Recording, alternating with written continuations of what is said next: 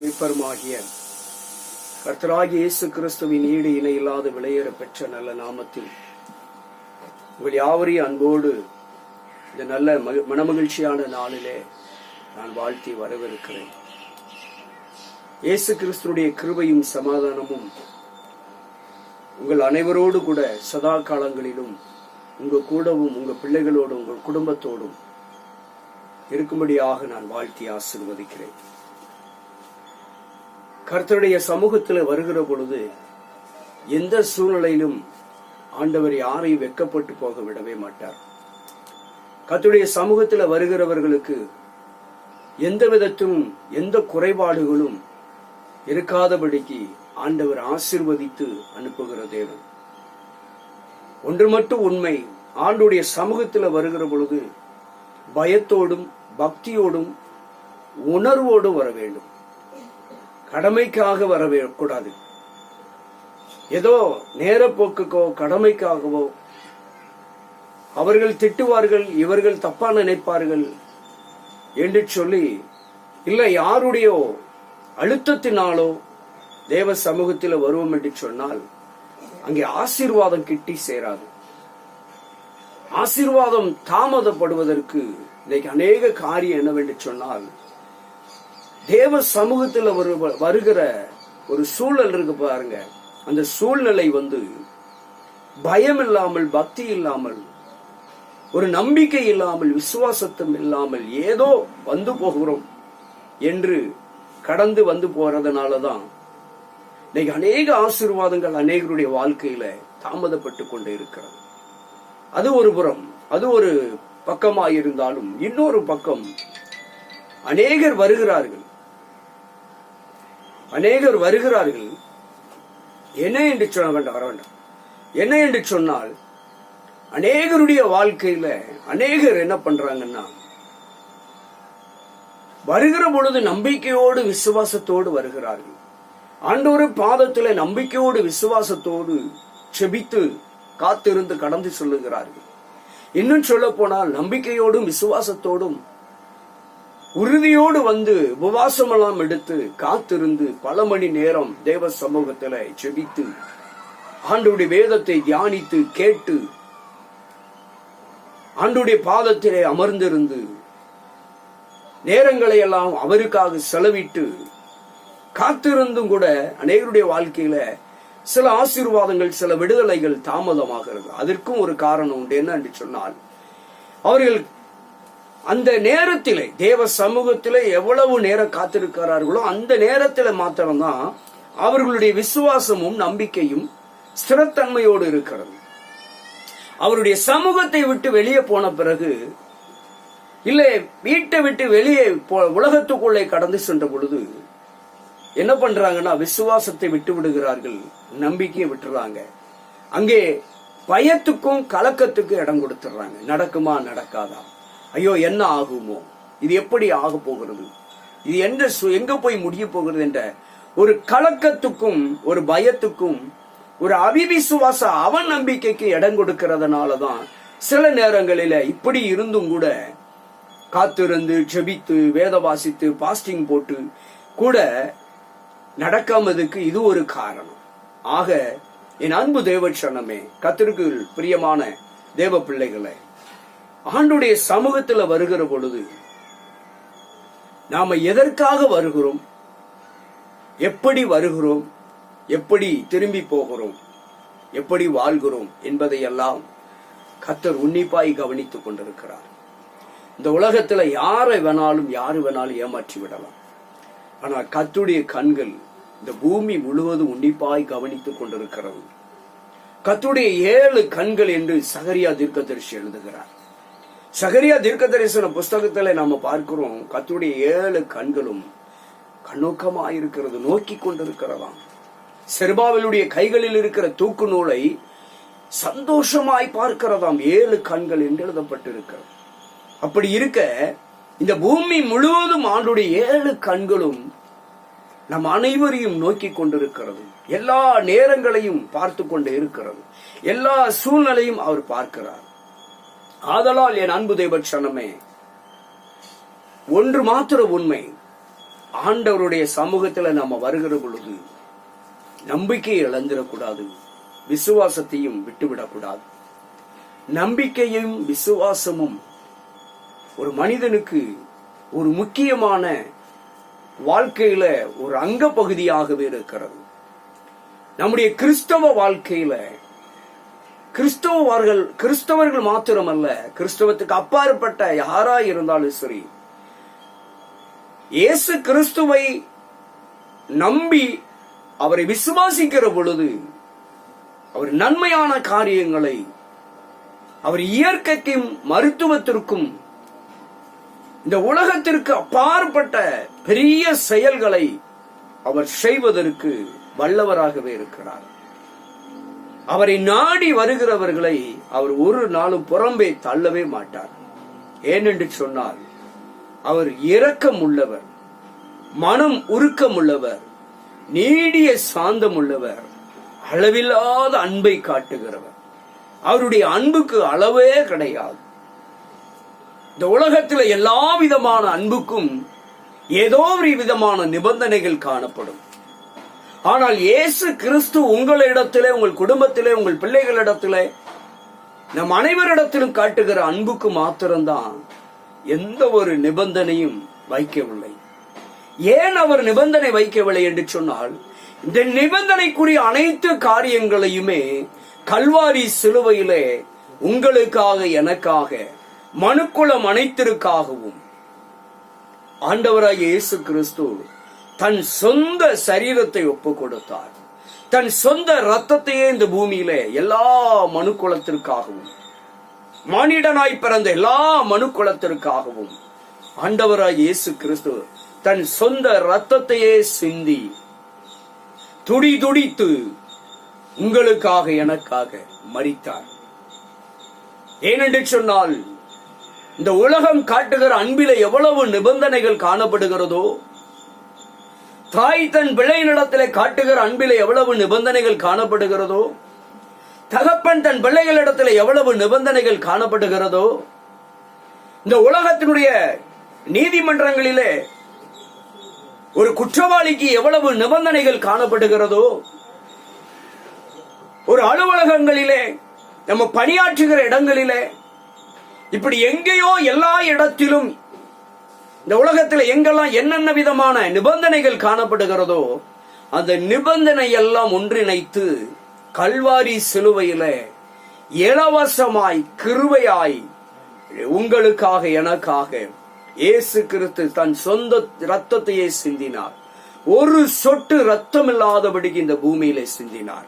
பாவ மன்னிப்பை அளிப்பதற்கு, நீதியை வழங்குவதற்கு, உங்களுக்கு இரக்கத்தை வெளிப்படுத்துவதற்கு, அவருடைய பரிபூரணமான அன்பை வெளிப்படுத்துவதற்கு, அவர் பரிபூரணமான கிருபாதார பலியாக ஒரு ஆடு அடிக்கப்படுகிறது போல, ஒரு மாடு அடிக்கப்படுகிறது போல, ஒரு பறவை அடிக்கப்படுகிறது போல, ஒரு ஆடு, மாடு, பறவைகள் எல்லாம் ஒரு மனிதர்களுக்கு நாமல் எதற்காக பலி செலுத்துகிறோமோ, சும்மா யாருமே செலுத்தவில்லை. ஆடு பலி செலுத்துவது, மாடு பலி செலுத்துவது, கோழி பலி செலுத்துவதெல்லாம் யாரும் சும்மா விளையாட்டுக்கு பலி செலுத்தவில்லை. ஏதோ ஒரு பாவ நிவர்த்திக்காக, ஏதோ ஒரு விதமான நிவர்த்திக்காக செலுத்துகிறார்கள். பழைய ஏற்பாட்டின் காலத்தில் இதெல்லாம் செலுத்தப்பட்டது. அதை இன்றும் மக்கள் செலுத்திக் கொண்டிருக்கிறார்கள்.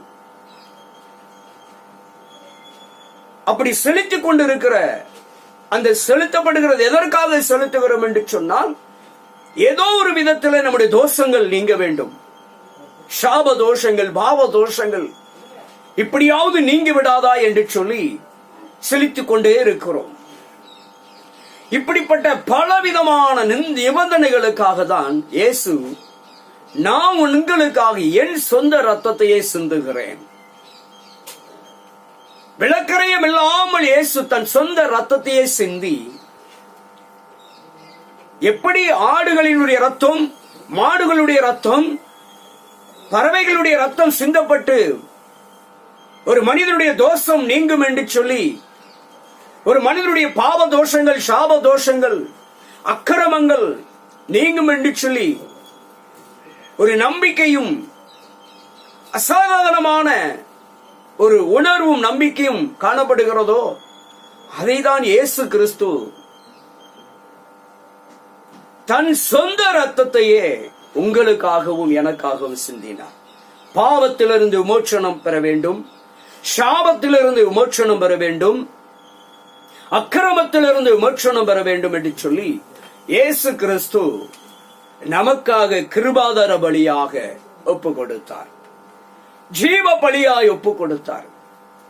வெளியேற பெற்ற ரத்தம், அவருடைய ரத்தத்திற்கு கிரயமே செலுத்த முடியாது, விலக்கரையம் இல்லாத, வெளியேற பெற்ற மதிப்பில்லாத, விலை மதிப்பில்லாத சொந்த ரத்தத்தையே நமக்காகவே செஞ்சிருக்கிறார். அந்த ரத்தத்தை, இயேசு கிறிஸ்து நமக்காக சிந்தின அந்த ரத்தத்தை நீங்களும் நானும் விசுவாசிக்கிற பொழுது, நீங்களும் நானும் நம்புகிற பொழுது, அந்த இயேசு கிறிஸ்து எனக்காக ஒரு ஆட்டை போல என் பாவங்களுக்காக, என்னுடைய அக்கிரமம் நீங்க, என் பாவ தோஷங்கள், சாப தோஷங்கள், என்னுடைய அக்கிரமங்கள் எல்லாம் நீங்குவதற்காகவே எனக்காக ஒரு ஆட்டை போல, எனக்காக ஒரு மாட்டை போல, எனக்காக ஒரு பறவையை போல பலி செலுத்தப்பட்டிருக்கிறார் என்று எப்பொழுது நாம நம்பிக்கைக்குள்ளே வருகிறோமோ, எப்பொழுது அவருடைய கிருபாதார பலியை நாம விசுவாசிக்கிறோமோ, அந்த இயேசு கிறிஸ்துடைய ரத்தம் இன்றைக்கு உங்களுக்காக, உங்களுடைய சந்ததிகளுக்காக பரிந்து பேசிக் கொண்டிருக்கிறது என்பதை எப்பொழுது விசுவாசத்திற்குள்ளும் நம்பிக்கைக்குள்ளும் கொண்டு வந்து நாம் வருகிறோமோ, அந்த ரத்தம் எல்லாருடைய பாவங்களையும் போக்கும். இயேசு கிறிஸ்துடைய எல்லாருடைய பாவங்களையும் போக்கும். இயேசு கிறிஸ்துடைய ரத்தம் எல்லாருடைய சாபங்களையும் நீக்கி போடும். இயேசு கிறிஸ்துடைய ரத்தம் எல்லாருடைய அக்கிரமங்களையும் நீக்கும். ஒரு மன அமைதி, ஒரு மன சமாதானம் எங்கு கிடைக்கிறது என்று சொன்னால், இயேசு கிறிஸ்துடைய ரத்தத்தினால் உங்களுக்கும் எனக்கும் ஒரு சமாதானம் கிட்டி சேருகிறது. பாவத்திலிருந்து, சாபத்திலிருந்து, அக்கிரமத்திலிருந்து ஒரு மீட்பு கிட்டி சேருகிறது. என் அன்பு தேவச்சனமே, இயேசு கிறிஸ்து ஜாதிக்கு, மதத்துக்கு, இனத்துக்கு, மொழிக்கு, நிறத்துக்கு அப்பாற்பட்டவர். எல்லோரையும் நேசிக்கிறவர், எல்லா மக்களையும் நேசிக்கிறார். உலகத்தில் இருக்கிற எல்லா மத மக்களையும், எல்லா இன மக்களையும், எல்லா மொழி மக்களையும் ஆண்டவராகிய இயேசு கிறிஸ்து நேசிக்கிறார். என் அன்பு சகோதரனே, சகோதரியே, இதை பார்த்து கேட்டுக்கொண்டிருக்கிற என் அன்பு சகோதர சகோதரிகளே, கர்த்தருக்குள் பிரியமானவர்களே, இயேசு கிறிஸ்து முதலாவது உங்களை நேசிக்கிறார். இயேசு கிறிஸ்து உங்கள் மீது அன்பு வைத்திருக்கிறார். இயேசு கிறிஸ்துடைய அன்பு கரம் இன்றைக்கு உங்களுக்கு நேராக உங்கள் பட்சமாய் நீட்டப்பட்டுக் கொண்டிருக்கிறது. யார் வேணாலும் உங்களை வெறுத்து ஒதுக்கலாம், யார் வேணாலும் உங்களை மறந்து போகலாம். ஆனால் இயேசு உங்களை புறம்பை தள்ளுவதில்லை. இயேசு கிறிஸ்து உங்களை மறக்கவில்லை. எல்லாரும் உங்களை ஓரங்கட்டி விடலாம், ஆனால் இயேசு கிறிஸ்து உங்களை அரவணைக்கிறவராகவே உங்களுக்கு ஆதரவாக இருக்கிறார். அந்த இயேசு கிறிஸ்துவை நீங்கள் நம்பி வருகிற பொழுது, அந்த இயேசு கிறிஸ்துவை நீங்கள் விசுவாசிக்கிற பொழுது, இயேசு கிறிஸ்துவனுடைய இரத்தத்தை நீங்கள் நம்புகிற பொழுது, அந்த இரத்தம் உங்களுக்காக பரிந்து பேசுகிறது. அந்த இரத்தம் உங்களுக்காக வழக்காடுகிறது. இயேசு கிறிஸ்துடைய இரத்தம் குற்றமில்லாத இரத்தம். இந்த உலகத்தில் யாருமே சொல்ல முடியாத ஒரு வார்த்தை இயேசு சொன்னார். இயேசு ஒரு கேள்வி கேட்டார். ஜனங்களை பார்த்து, ராஜாக்களை பார்த்து, பிரபுக்களை பார்த்து, அதிகாரிகளை பார்த்து கேட்டார், என்னிடத்தில் ஏதேனும் ஒரு குற்றம் உண்டா என்று சொல்லி யாராவது உங்களில் சொல்ல முடியுமா என்று கேட்டார். யாரிடத்திலுமே பதில் இல்லை. ஏனென்று சொன்னால் எந்த ஒரு குற்றத்தையும் அவரிடத்திலே காண முடியாது. காரணம், அவர் எல்லோரையுமே நேசித்தார். ஜாதி பார்க்கவில்லை, மதம் பார்க்கவில்லை, இனம் பார்க்கவில்லை, மொழி பார்க்கவில்லை, நிறம் பார்க்கவில்லை, எல்லோரையும் சமமாக பார்த்து நேசித்தார். இன்னைக்கு எங்க பார்த்தாலும் ஜாதி சண்டைகள், மொழி சண்டைகள், இனச்சண்டைகள், நிறச்சண்டைகள், மதச்சண்டைகள் என்று பலவிதமான சண்டைகள், யுத்தங்கள், கலகங்கள். அதனால இதெல்லாம் நடக்கக்கூடாது. எல்லோரும் சகோதரத்துவத்தோடு, எல்லோரும் சமத்துவத்தோடு, என் ஜனங்கள், என் பிள்ளைகள் என்ற உரிமையோடு அவர் வாழ வேண்டும் என்று சொல்லி உங்களுக்காக, எனக்காக ரத்தம் சிந்திருக்கிறார். சிலுவையில எல்லாம் நிறைவேற்றி முடித்திருக்கிறார். சிலுவையில எல்லாம் நிறைவேற்றி முடித்திருக்கிறார் என்பதற்காக ஜெபிக்க கூடாது என்று அர்த்தம் அல்ல, வேத வாசிக்க கூடாது என்று அர்த்தம் அல்ல. இல்ல, ஆண்டவர் சொன்ன நிபந்தனைகளை எல்லாம், தேவன் சொன்ன அன்பின் கட்டளைகளை எல்லாம், பிரமாணங்களை எல்லாம் கடைபிடிக்க கூடாது என்று அர்த்தம் அல்ல. அவர் சிலுவையில என்ன நிறைவேற்றினார்? நீங்களும் நானும் செலுத்த வேண்டிய பரிகார பலிகளை எல்லாம் அவர் நிறைவேற்றி முடித்தார். பரிகாரங்களை எல்லாம் சிலுவையில உங்களுக்காக, எனக்காக அவர் விலக்கரையமாய் செலுத்தினார். ஒரு பொருள் இந்த உலகத்திலே, ஒரு வியாபார கடையிலே போய், வியாபார ஸ்தலத்திலே போய் ஒரு பொருள் வாங்க வேண்டும் என்று சொன்னால் அதற்கு ஏதோ ஒரு விலை கொடுத்தே ஆக வேண்டும். அப்ப அது விலக்கரையம் கொடுத்தால் அந்த பொருள் நமக்கு உரிமையாகி விடுகிறது. அதே போலதான் இயேசு கிறிஸ்து உங்களையும் என்னையும், உலக ஜனங்களையும் தனக்கு உரிமையாக்கி கொள்ள, தன் மகனாக மகளாக உரிமையாக்கி கொள்ள ஆண்டவராய் இயேசு கிறிஸ்து தன் சொந்த ரத்தத்தையே உங்களுக்காக, எனக்காக, இந்த மனுக்குலத்திற்காக விலக்கரையமாய் கொடுத்திருக்கிறார். இது சிலுவையிலே நிறைவேற்றப்பட்டது. பாவம் செய்யக்கூடாது என்பதற்காக அவர் அன்பின் பிரமாணங்களுடைய காரியங்களை சிலுவையிலே நிறைவேற்றி இருக்கிறார். சிலுவையில் எல்லாம் நிறைவேற்றி விட்டார். இனி எப்படி வேணாலும் வாழலாம் என்பது தவறான உபதேசம். சத்தியத்தை அறிய வேண்டும். ஒரு மனிதனுக்கு தெய்வ பயம் இருக்க வேண்டும், பக்தி இருக்க வேண்டும். இயேசு கிறிஸ்து இந்த ஊழிய, இந்த 33 வருஷம் இந்த பூமியிலே வாழ்ந்த பொழுது 3.5 ஆண்டு காலம் ஊழியம் செய்தார். அவர் 3.5 ஆண்டு காலம் ஊழியம் செய்கிற பொழுது பிரமாணங்களை குறித்தே ஜனங்களுக்கு போதித்தார். பரம ராஜ்யங்களை குறித்து போதித்தார். பாவத்தை குறித்து, சாபத்தை குறித்து கண்டித்து உணர்த்தினார். இன்னும் சொல்ல போனால் பிரமாணங்களை எல்லாம் விவரித்து சொன்னார். பிரமாணங்களிலே காணப்பட்ட, கட்டளைகளிலே, நியமனங்களிலே காணப்பட்டதான காரியங்களை எல்லாம் செலுத்த வேண்டும் என்பதற்காக, செலுத்த திராணி இல்லாத மக்களுக்காக, வசதி இல்லாத மக்களுக்காக, வசதியுள்ளவருக்கும் வசதி இல்லாதவர்களுக்கும், வலியவர்களுக்கும் எளியவர்களுக்கும் இணைத்து சமமாக அவர் சொந்த ரத்தத்தை விலக்கரையமாய் செலுத்தினார். அப்படி என்று சொன்னால், ஒரு பணக்காரர் ஒருவர் இருந்து, ஒரு ஏழை ஒருவர் இருந்து, பணக்காரனும் தவறு செய்கிறார், ஒரு ஏழையும் தவறு செய்கிறார். அப்போ பணக்காரர் ஒருவர் தன் பாவம் போக்குவதற்காக ஒரு மிருகத்தை பணம் கொடுத்து வாங்கி பலி செலுத்துகிறார். ஏழைக்கு பணம் இல்லை, ஆனால் அவர் பாவத்துக்கு பரிகாரம் தேட வேண்டும், அவர் பாவ மீட்படைய வேண்டும், பணம் இல்லை, என்ன செய்வார்? ஆதலால் தான் தேவன் பார்த்தார், எல்லோரும் பாவ மீட்படைய வேண்டும், எல்லோரும் ரட்சிக்கப்பட வேண்டும். அதான் ஏசாயா தீர்க்கதரிசி சொல்லுகிற பொழுது 59:1 சொல்லுகிற பொழுது சொன்னார், ரட்சிக்க கூடாதபடிக்கு கர்த்தருடைய கரம் குறுகி போகவில்லை. அப்படிப்பட்ட குறுகி போகாத அன்பு கரம், என் அன்பு தேவ சனங்களே, உங்களுக்கு நேராக நீட்டப்பட்டு கொண்டிருக்கிறது. வீணாம் மனிதர்களுக்குள்ள இனச்சண்டையும் மதச்சண்டையும் தேவையற்றது. சகோதரத்துவத்தோடு வாழ வேண்டும்.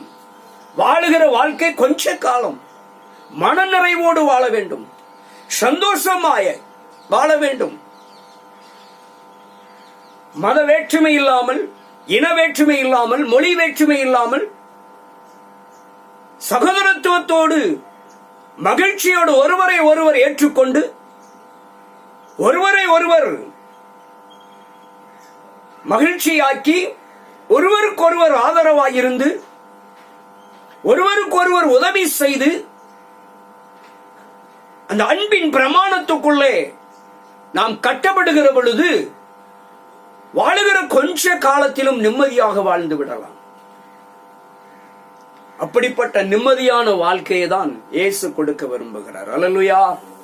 என் ஆண்டவராய் இயேசு கிறிஸ்துவின் அன்பு தேவ பிள்ளைகளே, பிதாவாகிய தேவனுடைய அன்பு உங்களை அரவணைத்துக் கொண்டிருக்கிறது. கிறிஸ்து இயேசுவின் நாமத்தினால் பிதாவுடைய அன்பு அளவில்லாதபடிக்கு உங்களை பூரணப்படுத்த விரும்புகிறது. பரிசுத்த ஆவியானவர் உங்களை இந்த நாட்களிலே பலப்படுத்த விரும்புகிறார். என் அன்பு தேவச்சனமே, இன்றைக்கு உங்களோடு கூட கர்த்தர் சிறிது நேரம் பேச விரும்புகிறார். உங்களோடு கூட பேச, நம்மளோடு கூட தெரிந்து கொள்ளப்பட்ட ஒரு நல்ல வேத பகுதி, நம்ம கூட ஆண்டவர் பேச விரும்புகிற ஒரு வேத பகுதி பாருங்க, வாசிக்கலாம்.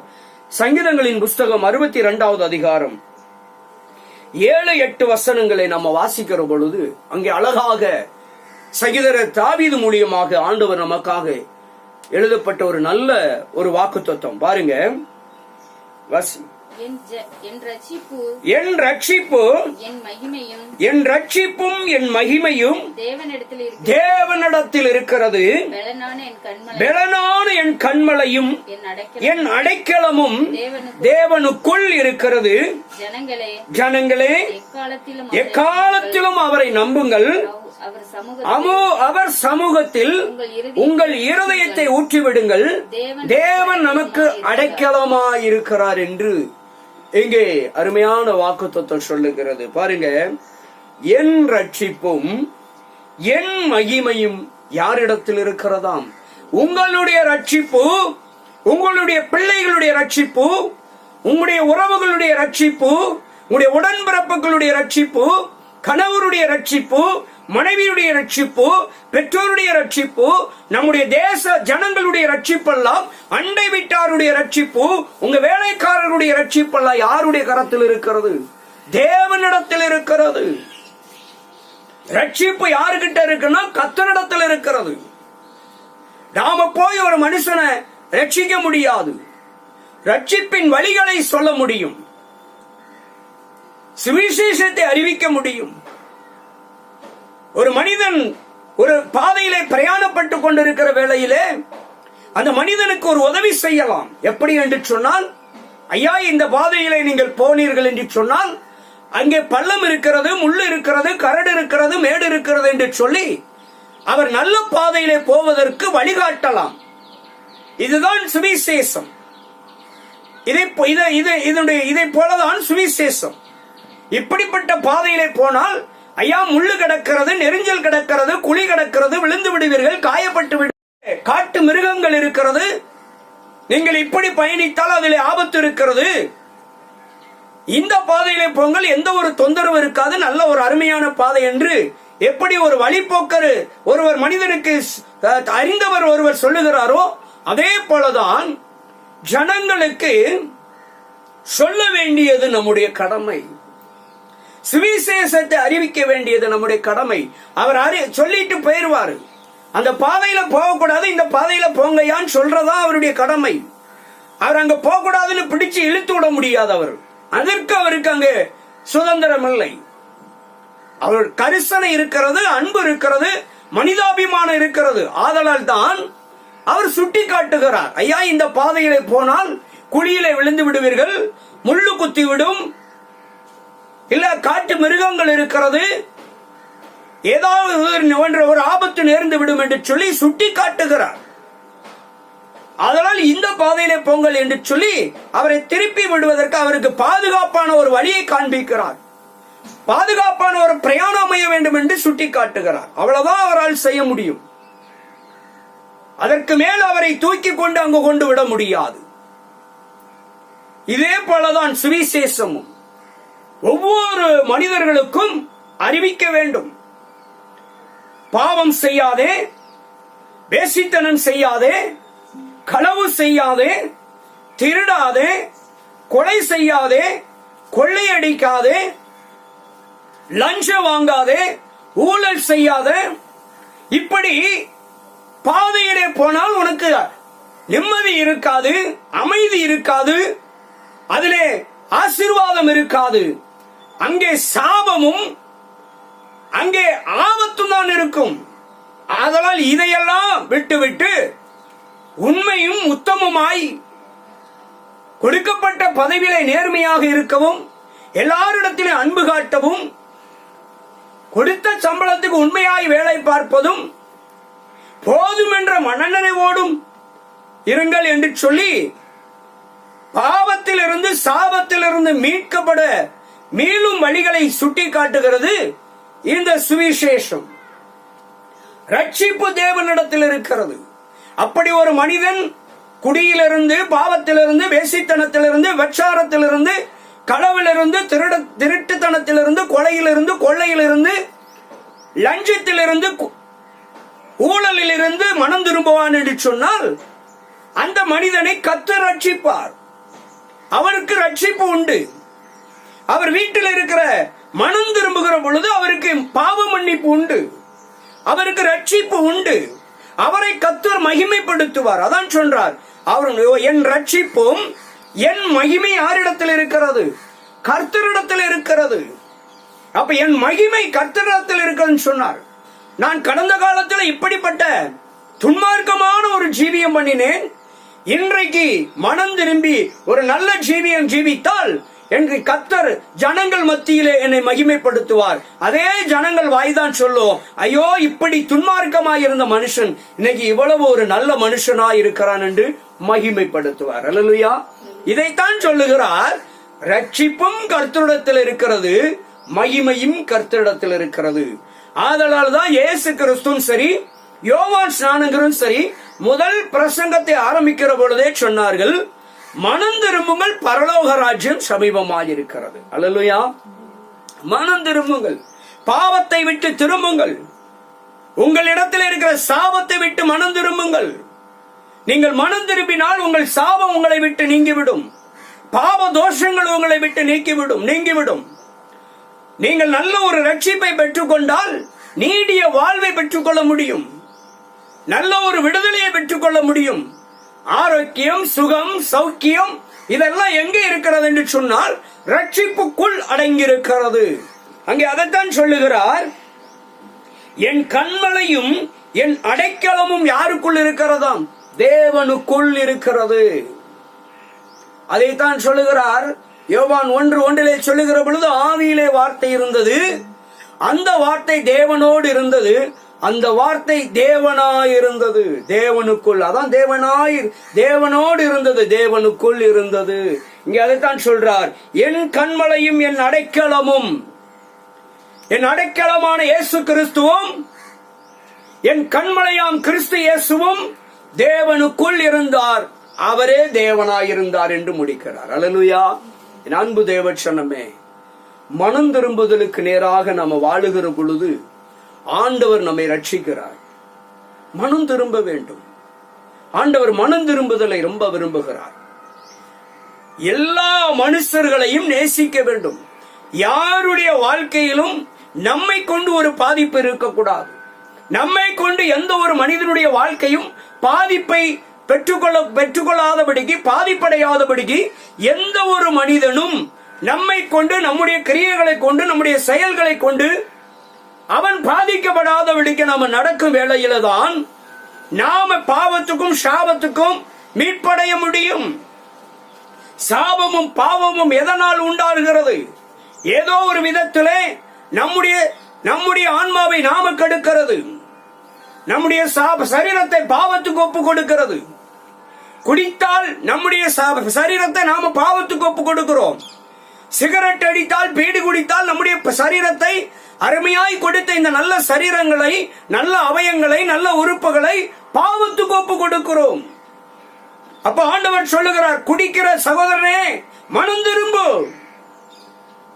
உன் உறுப்புகளை ஏன் பாவத்துக்கு அழிவுக்கு ஒப்பு கொடுக்கிறாய்? குடிக்கிறதுனால உன் உறுப்புகளையும் பாவத்துக்கு ஒப்பு கொடுக்கிற, உன் பொருளாதாரத்தை இழந்து போகிற, உன் வீட்டிலே நிம்மதி இழந்து போகிற. ஆதலால் மனம் திரும்ப என்று ஆண்டவர் சொல்லுகிறார். ரட்சிப்பு கர்த்தரிடத்தில் இருக்கிறது. உன்னை ரட்சிக்கிறவர் உன் கூடவே இருக்கிறார். உன் மகிமை கர்த்தருக்குள் இருக்கிறது. உன்னை கனப்படுத்துவார். நீ மனம் திரும்பு. மற்றவனுடைய வாழ்க்கைக்கு இடராயிருப்பாய் என்று சொன்னால் நீ மனம் திரும்பு. மற்றவருடைய வாழ்க்கையை கெடுக்க நினைத்தால் நீ மனம் திரும்பு என்று ஆண்டவர் சொல்லுகிறார். அல்லேலூயா. ஆண்டவர் சொல்லுகிற பொழுது சொல்றாரு, ஜனங்கள் எக்காலத்திலும் அவரை நம்புங்கள். ஜனங்களே எக்காலத்திலும் அவரை நம்புங்கள். ஆண்டவரை நம்பணும். இன்னைக்கு நிறைய இடத்துல மனுஷனை நம்பி நம்பி நம்பி ஏமாந்து போனது உண்டு. சில நேரத்துல நம்மளையே நம்ம நம்பிடுவோம். சுயத்தை நம்பினாலும், அதான் வேதம் சொன்னது, உன் சுய புத்தியின் மீது சாராதே.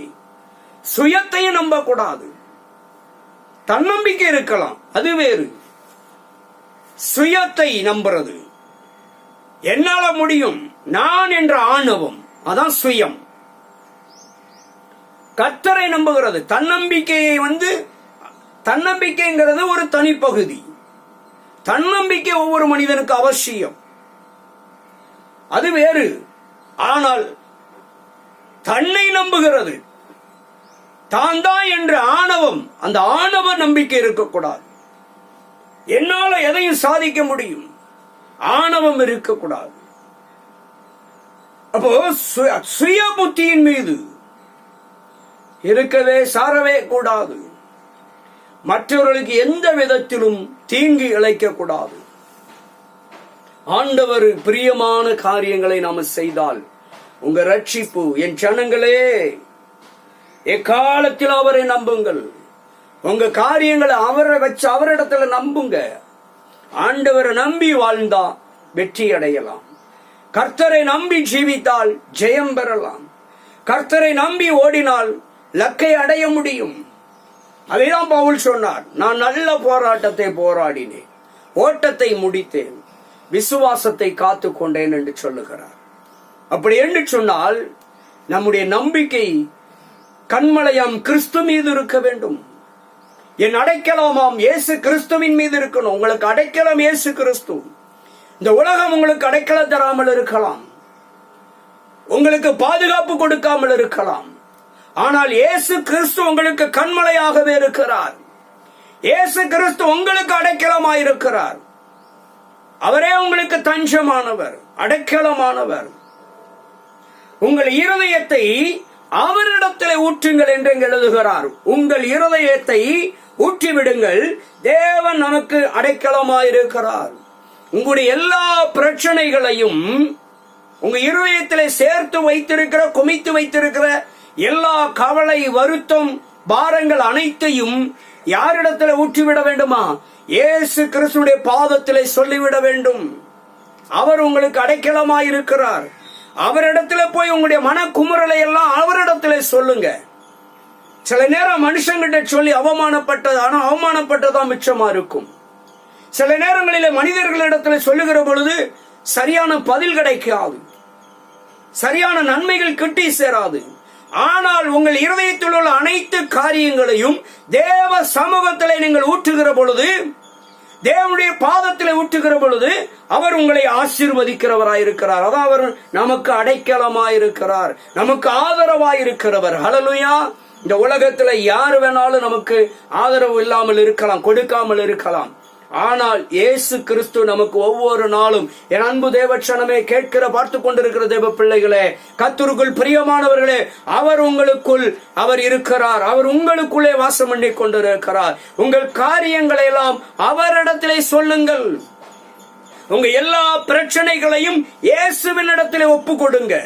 உங்க இருதயத்தில் இருக்கிறத எல்லாம் இயேசுவின் இடத்திலே ஊற்றி விடுங்கள், ஒப்பு கொடுங்க, சொல்லுங்க. அவர் உங்கள் கண்ணீரை துடைப்பார். அவர் உங்கள் கண்ணீருக்கு பதிலை கொடுப்பார். அல்லேலூயா. அதான் ரட்சிப்பு அவரிடத்தில் இருக்கிறது.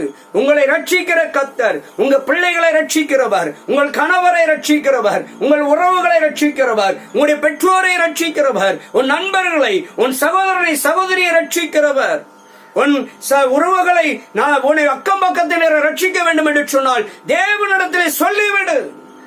ஆண்டவரிடத்திலே சொல்லுங்க.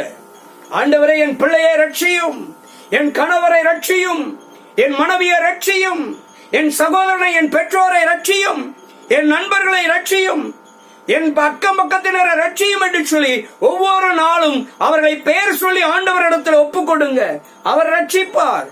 அவர் உங்கள் பிள்ளைகளை மகிமைப்படுத்துவார். அவர் உங்களை மகிமைப்படுத்துவார். உங்கள் கணவரை மகிமைப்படுத்துவார். உங்கள் மனைவியை மகிமைப்படுத்துவார். உங்கள் பெற்றோரை மகிமைப்படுத்துவார். உங்கள் பிள்ளைகளுடைய பிள்ளைகளை மகிமைப்படுத்துவார். உங்களுடைய உறவுகள், உடன்பிறப்புகளை அவர் மகிமைப்படுத்துவார். அல்லேலூயா. ஆண்டவரிடத்தில் உங்கள் இதயத்தில் இருக்கிறதெல்லாம் ஊற்றி விடுங்கள். ஏனென்று சொன்னால் உங்களுக்காக சிலுவையில் எல்லாம் இலவசமாய் விளக்கரையமாய் இயேசு கிறிஸ்து செலுத்தியிருக்கிறார். நீ விளக்கரையம் செலுத்த வேண்டிய அவசியம் இல்ல. பாவ தோஷத்திலிருந்து, சாப தோஷத்திலிருந்து, அக்கிரமத்திலிருந்து நீ மீட்கப்படுவதற்கு, யாராயிருந்தாலும் மீட்கப்படுவதற்கு அவர் விளக்கரையம் செலுத்தி விட்டார். கல்வாரி சிலுவையிலே ரத்தத்தை சிந்தி விளக்கரையம் செலுத்தி இருக்கிறார். ஆதலால் தான் அங்கே எழுதுகிறார், ரட்சிப்பும் அவரிடத்தில் இருக்கிறது, மகிமையும் தேவனிடத்தில் இருக்கிறது என்று எழுதுகிறார். அல்லேலூயா. அப்போ நம்முடைய ரட்சிப்பும் நம்முடைய மகிமை யாரிடத்தில் இருக்கிறது? கர்த்தருடைய கரத்தில் இருக்கிறது. ஆதலால் உங்கள் இருதயத்தில் இருக்கிற அனைத்தையும் யாரிடத்திலே ஊற்ற வேண்டுமா? கர்த்தரிடத்திலே ஊற்றி விடுங்கள் என்று சொல்லுகிறார். அல்லேலூயா. ஆண்டவர் சமூகத்திலே நம்முடைய இருதயத்தில் இருக்கிற எல்லா பாரங்களையும் அவரிடத்திலே சொல்லி ஊற்றிவிட்டால் அவரிடத்திலே இறக்கி வச்சிடணும். நம்ம பாரத்தெல்லாம் அவர் மேல இறக்கி வச்சிடணும். அவர் அதான் சொன்னார், வருத்தப்பட்டு பாரம் சுமக்கிறவர்களே நீங்க எல்லோரும் என்னிடத்துல பாருங்கள், நான் உங்களுக்கு இளைப்பாறுதல் தருவேன் என்று சொன்னார். நம்ம வருத்தம், உங்க வருத்தத்தெல்லாம் அவர் மேல இறக்கிருங்க. உங்க இருதயத்துல போட்டு நீங்க சுமக்காதங்க. உங்க கவலையெல்லாம் நீங்க சுமக்காதங்க. எல்லாத்தையும் இயேசு மீது இறக்கி வைத்து விடுங்கள். அவர் சுமக்க தயாராக இருக்கிறார்.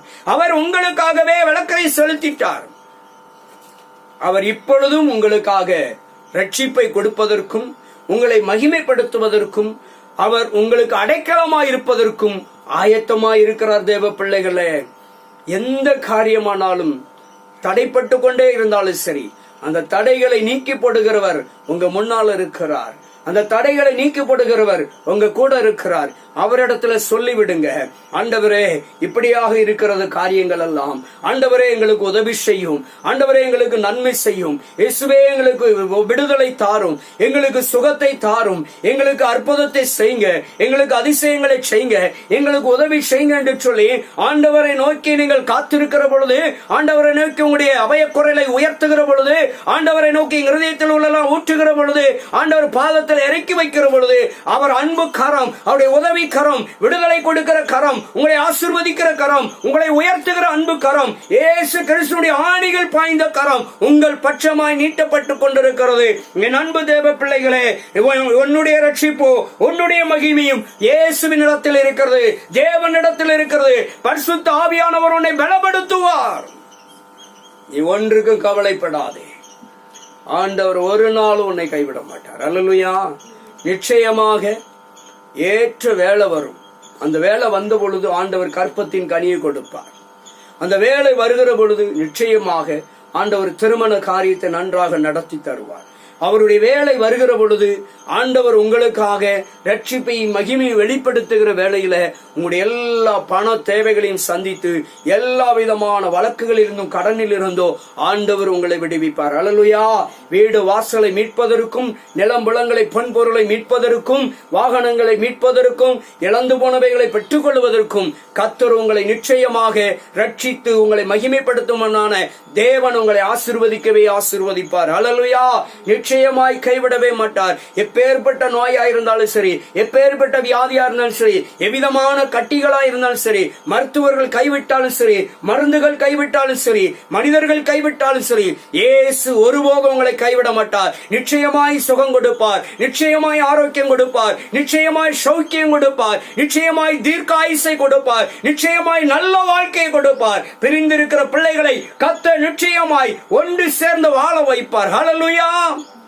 எல்லா பிரிவினையின் ஆவிகளையும் எல்லா கட்டுகளையும் அறுத்து தேவன் நிச்சயமாகவே விடுதலை கொடுப்பார். காரணம், கல்வாரி சிலுவையிலே உங்களுக்காக விளக்கரையமாய் இயேசுவின் ரத்தம் சிந்தப்பட்டு இருக்கிறது. தேவ பிள்ளையே, நிச்சயமாய் ரட்சிக்கிற தேவன் கூடவே இருக்கிறார். மகிமைப்படுத்துகிற தேவன் உன் கூடவே இருக்கிறார். அடைக்கலமாய் இருக்கிற தேவன் உன் கூடவே, உன் பட்சத்தில் இருக்கிறார். உன் குடும்பத்தோடு, உன் பிள்ளைகளோடு ஆண்டவர் இருக்கிறார். உன் வியாபாரம் ஆசீர்வதிக்கப்படும், உன் தொழில் ஆசீர்வதிக்கப்படும், உன் வேலை காரியங்கள் ஆசீர்வதிக்கப்படும், உன் வருமானம் தடைப்பட்டு இருக்கிற வருமானம் கிட்டி சேரும். உனக்கு வர வேண்டிய பணங்கள் வந்து சேரும். நீ கொடுக்க வேண்டிய பணத்தை கொடுக்கும்படியாய் உன்னை ஆசீர்வதிப்பார் கர்த்தர். கர்த்தராகிய தேவன் நல்ல சுகத்தையும் பலத்தையும் ஆரோக்கியத்தையும் ஆசீர்வாதத்தையும் சௌக்கியத்தையும் நன்மைகளை செய்கிறவர், ரட்சிப்பின் தேவன், உன்னை மகிமைப்படுத்துகிற தேவன், உனக்கு அடைக்கலமாயிருக்கிற தேவன் இதோ உன் பட்சத்தில் இருக்கிறார். ஆதலால் உன் இருதயத்தில் உள்ள அனைத்து காரியங்களையும் ஆண்டவர் சமூகத்தில் நீங்க ஒப்பு கொடுத்துருங்க. ஆண்டவர்கிட்ட சொல்லி கொடுங்க, ஏசப்பா நீங்க பொறுத்துக்கோ, என்னால முடியாதப்பா நீங்க பாத்துக்கோங்கன்னு சொல்லி ஆண்டவர்கிட்ட ஒப்பு கொடுத்துருங்க. அவர் எல்லாவற்றையும் நேர்த்தியாக அழகாக நடத்தி தருவார். அல்லேலூயா. அவர் சுகம் கொடுப்பார், அவர் விடுதலை கொடுப்பார், அவர் உங்களை ஆரோக்கியமாக நடமாட வைப்பார். எப்பேற்பட்ட எலும்பு வியாதியா இருந்தாலும் சரி, எப்பேற்பட்ட நரம்பு வியாதியாரா இருந்தாலும் சரி, ரத்த பிரச்சனை சம்பந்தப்பட்டதான நோயா இருந்தாலும் சரி, இருதய பிரச்சனையா இருந்தாலும் சரி, நுரையீரல் பிரச்சனையா இருந்தாலும் சரி, எந்த உறுப்புல எந்த பிரச்சனை இருந்தாலும் என் ஆண்டவர் சுகம் கொடுத்து உன்னை வாழ வைப்பார். ஹல்லேலூயா. அவர்களை வாழ வைக்கிற தேவன், உன்னை நடமாட வைக்கிற தேவன் இதோ உன் பட்சத்தில் இருக்கிற தேவ பிள்ளையே, உன் குடும்பத்தோடு உன் பிள்ளைகளோடு இருக்கிறார். ஓ, நீ முடங்கி கிடக்கிற காலங்கள் கடந்து விட்டது, என்னால் செயல்பட முடியவில்லை, நான் முடங்கி போய்விட்டேன், என்ன ஆக போகிறதோ என்று சொல்லி கலங்கி கொண்டிருந்தாலும் சரி, என் கர்த்தர் உன்னை பார்த்து சொல்லுகிறார். உன்னை தேற்றுகிற, உன்னை ரட்சிக்கிற, உன்னை மகிமைப்படுத்துகிற தேவன் சொல்லுகிறார், மகனே மகளே நீ கலங்காது. இதோ ரட்சிப்பின் தேவனாக, மகிமைப்படுத்துகிற கர்த்தராக, உனக்கு அடைக்கலமாய் இருக்கிற நான் உன் பட்சத்தில் இருக்கிற, நீ என்னை மட்டும் நம்பி காத்திருக்கிற பொழுது நீ கர்த்தரை நம்பு. ஆண்டவரை நம்புகிற பொழுது, அதான் தாவீது சொல்றார், அவரை நம்புங்கள். உன் ரட்சிப்பும் உன் பாதுகாப்பும் காணப்படுகிற தேவனிடத்தை, சமூகத்தை நான் நம்புகிற பொழுது, கல்வாரி சிலுவையிலே உனக்காக மரித்த இயேசுவை நீ நம்புகிற பொழுது, உன் நம்பிக்கையில் இருந்து விசுவாசத்தை பெருக பண்ணுகிற பொழுது, அவர் உனக்கு அடைக்கலமாயிருக்கிறார். ஒருபோது உன்னை கைவிட மாட்டார். உன் காரியங்கள் எல்லாம் நடத்தி தருவார். ஜெயமாய் மாறும். எல்லாம் தோல்வி அடைஞ்சிட்டுன்னு சொல்லி எல்லாம் முடிஞ்சிட்டு தட்டி போயிட்டு இனி வாய்ப்பு இல்லைன்னு நினைக்காத. எல்லாமே மறுபடியும் ஆண்டவர் புதுப்பித்து தரப்போகிறார். அல்லேலூயா. புதிய மனிதனாய், புதிய மனுஷனாய், புதிய சிருஷ்டியாய் ஜெபிக்கிறவர்களாய் மாற்ற போகிறார். ஜெப ஆவியினால் நிரப்ப போகிறார். வரங்களை கொடுத்து எடுத்து பயன்படுத்த போகிறார். உனக்கு நன்மைகளை செய்ய போகிறார். உன்னை திடப்படுத்த போகிறார். உன் சோர்வுகளை, வசதிகளை நீக்கி உன் பலவீனங்களை எடுத்து போட்டு கர்த்தர் உன்னை உற்சாகப்படுத்தி அவருடைய மகிமையையும் அவர் ரட்சிப்பை உனக்கு தந்து உன்னை அடைக்கலமாக அவர் இருந்து உன்னை நடத்த போகிறார். அல்லேலூயா. ஆதலால் அவரை நம்பி நீ ஜீவிக்கிற பொழுது ஒருபோது உங்களை கைவிடவே மாட்டார். ஒரு விஷயம், அப்படி கண்களை மூடுவோமா? ஸ்தோத்திரிக்கிறங்க தாவி. நன்றி தகப்பனே, இந்த நல்ல அருமையான நல்ல நேரத்திற்காய் ஸ்தோத்திரம். என் ரட்சிப்பும் ஆண்டவரே உமக்கு ஸ்தோத்திரம். தகப்பனே உமக்கு நன்றி செலுத்துகிறப்பா. என் மகிமை உம்மிடத்தில் இருக்கிறது என்று நாங்கள் வாசிக்கிறோம். கர்த்தரையே நம்புங்கள் என் சனங்களே, எல்லாவற்றும் இருதயத்தில் இருக்கிற அனைத்தையும் அவரிடத்தில் ஊற்றி விடுங்கள் என்று எழுதப்பட்டிருக்கு. அவரே உனக்கு அடைக்கலமாயிருக்கிறார் என்று எழுதப்பட்டிருக்கு. அடைக்கலமான எங்கள் அன்பு தெய்வமே, இதோ பார்த்து கேட்டுக் கொண்டிருக்கிறபடி ஜனங்களுடைய கண்ணீரை நீர் துடைக்க வேண்டும். அவருடைய கவலைகளை மாற்ற வேண்டும். இப்பொழுது அவருடைய கவலைகள் மாறட்டும் ஆண்டவரே. அவருடைய வருத்தங்கள் மாறட்டும். அவருடைய பயங்கள் எல்லாம் நீங்கி போகட்டும் ஆண்டவரே. அவருடைய கலக்கங்கள் எல்லாம் நீங்கி போகட்டும் ஆண்டவரே. அவர்களுடைய கண்ணீர் துடைக்கப்படட்டும். அவருடைய வேதனைகள் எல்லாம் மறைந்து போகட்டும் இயேசுவின் நாமத்தினாலே. ஆண்டவரே, நீர் வளமிக்கவர்களாய் மாற்றுவீராக. அவர்களை செழிப்பாக்குவீராக. அவர்களை உயர்த்துவீராக. அவர்களை ஆசீர்வதித்து பெருக பண்ணுவீராக. நல்ல சுகத்தையும் ஆரோக்கியத்தையும் சௌக்கியத்தையும் கொடுத்து நல்ல ஒரு வாழ்க்கை, ஆரோக்கியமான வாழ்க்கை வாழ முடியாய் செய்வீராக ஆண்டவரே. வறுமை, வெறுமை, தரித்திரம், கடனெல்லாம் மறைந்து போகட்டும், இயேசுவின் நாமத்திலே நீங்கி போகட்டும் ஐயா. எல்லா கட்டுகள் அறுக்கப்படட்டும் ஆண்டவரே. எல்லா மாந்திரிக கிரியைகளில் இருந்து உம்முடைய பிள்ளைகள் இப்பொழுதே விடுதலை உண்டாகட்டும் இயேசுவின் நாமத்தினாலே. பிசாசின் பிடியிலிருந்து, சத்துருவின் பிடியிலிருந்து உம்முடைய ஜனங்கள் இப்பொழுது விடுவிக்கப்படட்டும் ஆண்டவரே. எல்லா சத்துருவின் கிரியைகளும் இயேசுவின் நாமத்திலே இப்பொழுதே முறியடித்து செபிக்கிறேன். தகப்பனே, உம்முடைய பிள்ளைகளுக்கு அற்புதம் நடக்கட்டும், நன்மைகள் நடக்கட்டும், நல்ல காரியம் நிகழட்டும் ஆண்டவரே. தடைகள் எல்லாம் நீங்கி போகட்டும் ஐயா. கற்பத்தின் கனியை பெற்றுக்கொள்ளட்டும் இயேசுவின் நாமத்தினாலே. திருமண தடைகள் நீங்கி திருமண பந்தங்கள் நிறைவேறட்டும் இயேசுவின் நாமத்தினாலே. நன்றி ஆண்டவரே, நன்றி ஆண்டவரே. வீடு வாசல்கள் ஏற்படுத்தி கொடுப்பீராக ஆண்டவரே. தடைப்பட்டு கிடக்கிற காரியங்கள் முடிவடையட்டும் இயேசுவின் நாமத்தினால். நல்ல காரியங்கள் நடக்கட்டும் ஆண்டவரே. விசேஷித்த செய்திகள் வரட்டும் ஆண்டவரே. பாதுகாப்பு கொடுப்பீராக. இப்பொழுது எல்லா தடைகளை எடுத்து போடுகிறேன், எல்லா முட்டுகளை முறித்து போடுகிறேன் இயேசுவின் நாமத்தினாலே. எல்லா முறுமுறுக்கிற ஆவிகள், சண்டையின் ஆவிகள், பொறாமையின் ஆவிகள், வன்கனின் பெருமையின் ஆவிகள் எல்லாம் இயேசு கிறிஸ்துவின் நாமத்தினாலே முறியடித்து செபிக்கிறான் ஆண்டவரே. அப்பா, எல்லா குடிவெறியின் ஆவி, எல்லா தகப்பனே வேசித்தனத்தின் ஆவி, பட்சாரத்தின் ஆவி, மோகத்தின் ஆவி, இச்சையின் ஆவி, எல்லா கோபத்தின் ஆவிகள் எல்லாம் இயேசுவின் நாமத்திலே சுட்டெரிக்கிற தாவே மக்கு நன்றி. குடும்பங்களிலே சமாதானம் உண்டாகட்டும். எல்லா பிள்ளைகளை பிரித்தாள நினைக்கிற ஆண்டவரை, அடிமைப்படுத்த நினைக்கிற அடிமைத்தனத்தின் ஆவி, பிரிவினையின் ஆவிகள் இயேசு கிறிஸ்துவின் நாமத்திலே முறியடிப்பதாக முறியடிக்கப்படட்டும். தகப்பனே மக்கு நன்றி. பிள்ளைகளை வாழ விடாதபடிக்கு, சேர்ந்து வாழ விடாதபடிக்கு பிரிவினையை ஊண்டி விடுகிற ஆவிகள் எல்லாம் இயேசுவின் நாமத்திலே முறியடிக்கப்படுவதாக. ஒன்று சேர்ந்து வாழட்டும். குழந்தை வாக்கியங்களை பெற்று ஆசீர்வதிக்கப்படட்டும். திருமணங்கள் எல்லாம் தடை நீங்கி நடக்கட்டும் இயேசுவின் நாமத்தினால். வயது கடந்து போய்விட்டு சோர்ந்து போயிருக்கிற பெற்றோர்கள், பிள்ளைகள் உண்டப்பா. அவருடைய சோர்வுகள் நீங்கி அற்புதம் நடக்கட்டும் ஆண்டவரே. வாழ்க்கையில நன்மைகள் நடக்கட்டும். வருமான தடைகள் நீங்கி போகட்டும். வியாபாரங்கள் ஆசீர்வதிக்கப்படட்டும். தொழில்கள் ஆசீர்வதிக்கப்படட்டும். இழந்து போன பொன் பொருளை எல்லாம் பெற்றுக்கொள்ளட்டப்பா. நிலம் பழங்கள், வீடு வாசல்களை பெற்றுக்கொள்ள. இழந்து போன நிம்மதி, இழந்து போன மகிழ்ச்சி, இழந்து போன சௌக்கியத்தை எல்லாம் மீண்டும் புதுப்பித்துக் கொடுப்பீராக. ஸ்தோத்திரமையா. இப்பொழுது எல்லா சகலமும் புதுப்பிக்கப்படட்டும். ஆசீர்வதி.